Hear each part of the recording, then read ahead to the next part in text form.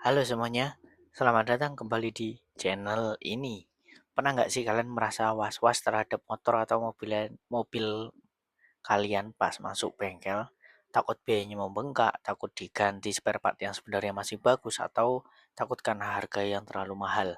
Padahal bengkel yang murah itu ada, tapi kita harus juga tahu cara memilihnya. Jangan sampai asal murah karena kualitasnya buruk nanti malah keluar biaya dua kali. Nah, di video kali ini saya akan membahas beberapa tips mencari bengkel yang murah, jujur, dan hasil kerjanya memuaskan. Yuk, langsung kita bahas. Yang pertama, kalian bisa cari rekomendasi dari teman atau tetangga. Cara paling aman adalah bertanya kepada orang yang sudah pernah servis. Biasanya mereka akan memberitahu bengkel yang murah, mekanik yang jujur, dan tidak suka menambah-nambah kerusakan. Rekomendasi dari pelanggan jauh lebih terpercaya daripada asal milih. Yang kedua, nanti kalian bisa coba cari di internet dan cari ulasannya. Sekarang hampir semua bengkel memiliki ulasan di internet. Perhatikan komentar pelanggan, apakah pelayanannya ramah, apakah harga sesuai, apakah hasil servis memuaskan. Kalian banyak Kalau banyak ulasan positif, maka peluang mendapatkan pelayanan yang baik itu juga lebih besar. Itu ya teman-teman. Terus yang berikutnya, tipsnya adalah tanyakan estimasi biaya sebelum dikerjakan. Jangan malu bertanya sebelum kendaraan dibongkar. Tanyakan terlebih dahulu perkiraan biaya jasa dan harga spare part. Kalau ternyata harga mahal, kalian bisa mencari bengkel lain. Ini juga menghindari kejutan saat pembayaran. Nah, ini pernah aku eh, alami, bukan di Jogja, di Jakarta. Jadi kalau misalkan di Jakarta aku pernah servis ganti ini, aku bilang oke oke oke, ternyata harganya mahal membengkak di luar dari perkiraan ya. Karena aku salahnya nggak bertanya dulu. Jadi kalian kalau misalkan mau servis ganti oli dan ganti spare part itu kalian mending tanya dulu daripada nanti membengkak biayanya.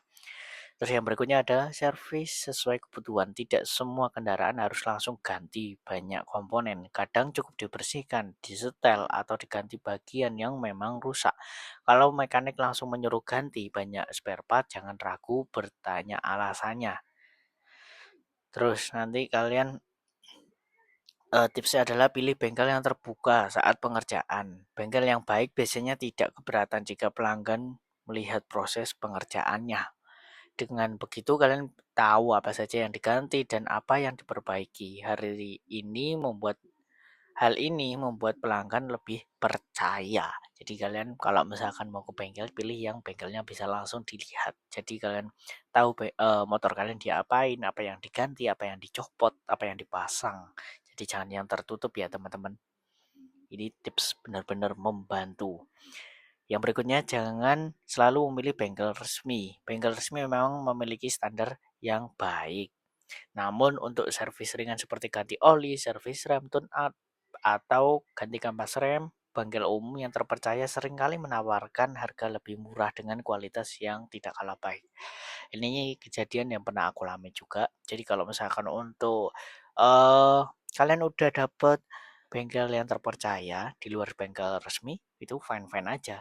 Yang jadi masalah adalah kalian keluar cari bengkel yang nggak resmi tapi nggak terpercaya, malah jadinya rusak atau bahkan bisa ganti dua kali lipat dari yang seharusnya perbaikan itu. Jadi kalian bisa tanya-tanya dulu atau cari di internet. Itu yang biasanya aku lakuin. Jadi sebelum ke bengkel itu aku membaca ulasan-ulasan yang ada di bengkelnya.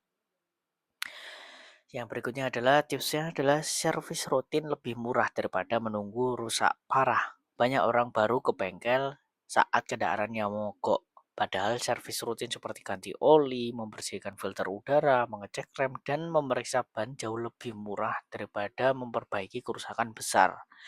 Merawat kendaraan secara berkala justru menghemat pengeluaran. Ini bener banget. Jadi buat kalian terutama cewek-cewek ya, jangan asal yang penting ada bensin bisa jalan, itu salah.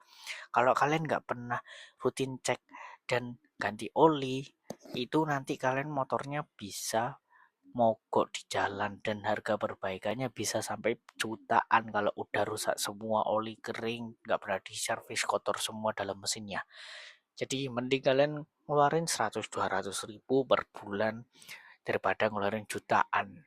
Ya, gitu. Terus kalian bisa simpan bengkel langganan. Kalau sudah menemukan bengkel yang jujur dan murah, jadikan bengkel langganan. Biasanya pelanggan tetap akan lebih dikenal oleh mekanik, mendapatkan pelayanan yang baik, bahkan kadang diberi harga yang lebih bersahabat. Hubungan baik dengan bengkel juga memudahkan saat kendaraan mengalami masalah mendadak. Ini benar banget, kalian kalau udah dapat bengkel yang langganan ya udah di situ aja menurutku, dan nanti diapali oleh mekaniknya.